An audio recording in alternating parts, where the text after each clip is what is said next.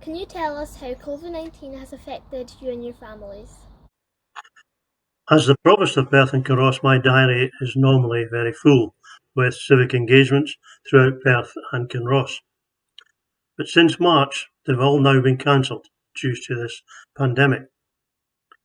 My wife Libby and I have been self-isolating since then and are very fortunate to live in the country where we have a boarding cattery, which unfortunately is now empty due to our customers having to cancel all their bookings up to and beyond July. So no income from the business. And I can't deny we've been frustrated at times, but we like to look on the bright side, as we have more time now for each other. And I've never read so many books or seen the garden looking so lovely. And we've cooked some cracking meals, I can tell you, which of course means my trousers now have shrunk. What do you do to help young carers? As your Provost, I continue to be a great supporter of young carers. And it was a great pleasure for me to be invited to attend the opening of the first ever dedicated carer centre here in Perth and Kinross in March last year.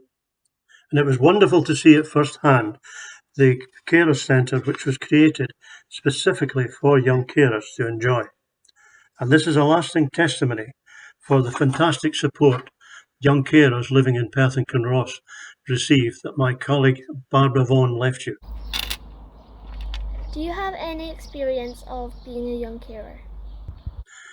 I have no personal experience of being a young carer, although my mother was very ill with diabetes and she had to have injections and a careful diet, which my father administered. But when I look back, that would be my first close encounter with carers. Do you think we could promote young carers in any way possible?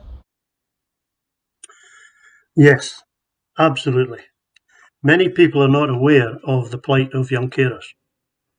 And by promoting yourselves through PCAVs or other platforms, you bring much needed awareness to the situation that young carers find themselves in.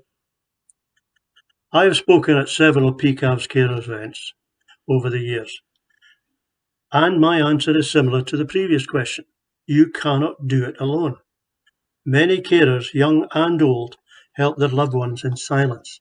You don't have to. What offer can you give for young carers during the pandemic and after in Perth? I would say the most important thing you can do is to follow government guidelines to stay safe.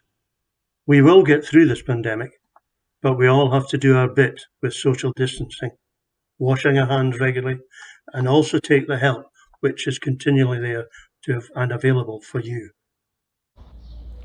When did you first hear about young carers and how? I have to admit, before I was elected 13 years ago, I hadn't a clue what PCAFs was or what they stood for, and nor did I know very much about young carers. But since then, I've learned to know more and more about the excellent works that PCAFs do in their community, including supporting you, our young carers.